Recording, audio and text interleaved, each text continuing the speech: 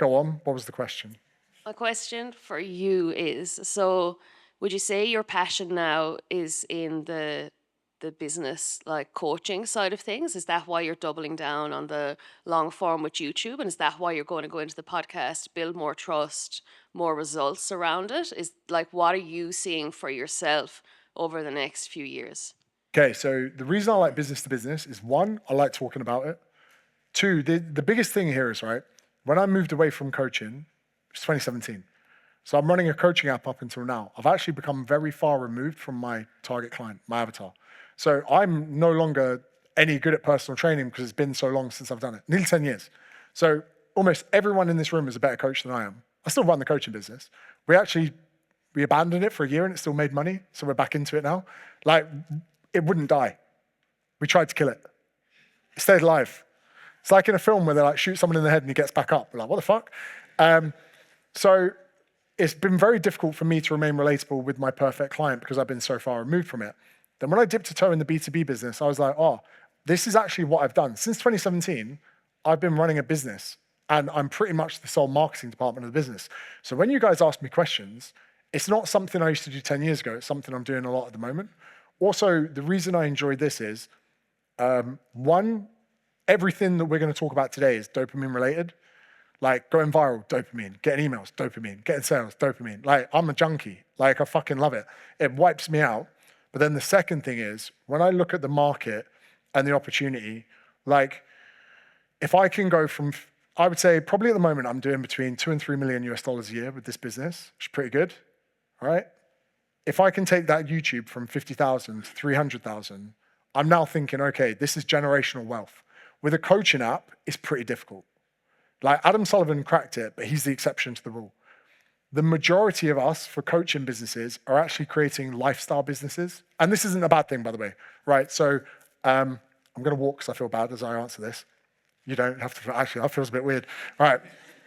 I feel like, you know when you're having a three-way with someone and one's just sat out not getting enough attention? Right? I feel like that at the moment. The one, yeah, the cock chair, the one just sat on it. So this isn't to depress people with coaching businesses, right? This is brutally honest story. So 2018, 2019, 2020, making good money, not generational wealth, not Porsche GT3 money, but good money.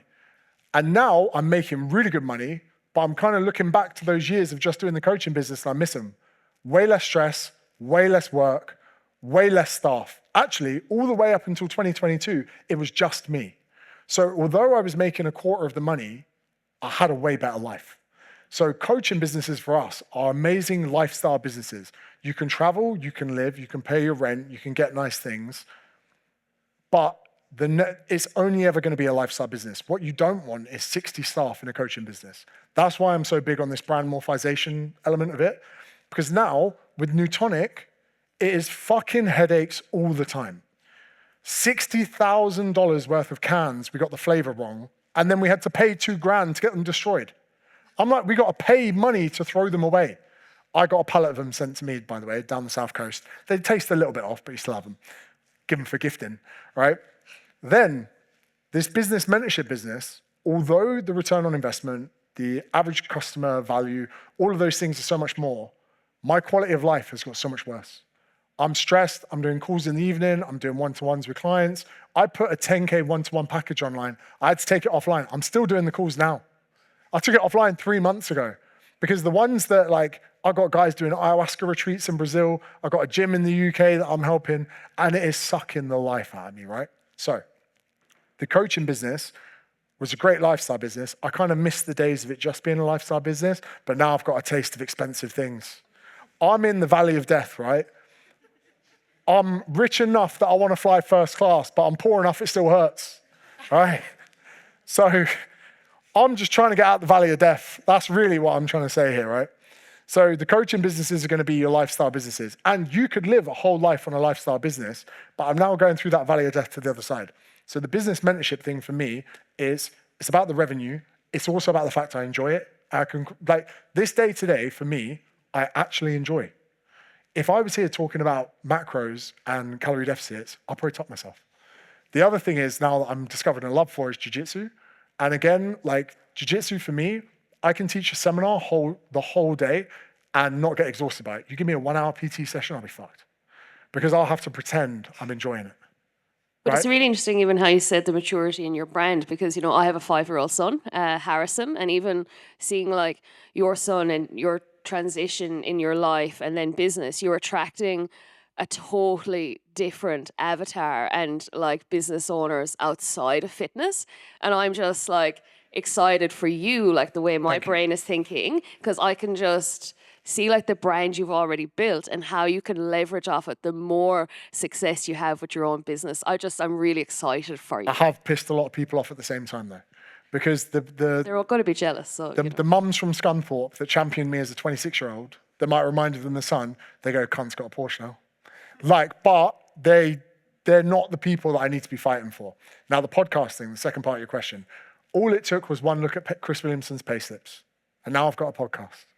The podcast to me was about accruing the hours. Also, one thing I've realized, I take the piss out of Chris, right? He asks questions for a living and people like him.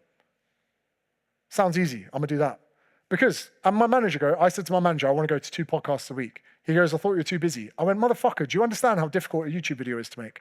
I got to go thumbnails, got to go title, we got to do the intro, we got to script the video, we got to do the setup, we got to do this, we got to raise stakes, all this. I could just sit, press record, and talk to someone for a fucking hour. And everyone's like, well done, mate. I'm actually looking for the path of least resistance where I can produce an hour's content in an hour. So actually, my manager thinks the podcast to me is more work. To me, it's less work because put in an hour, get an hour. And also then you can get people to clip it up, you get people to do bits, whatever.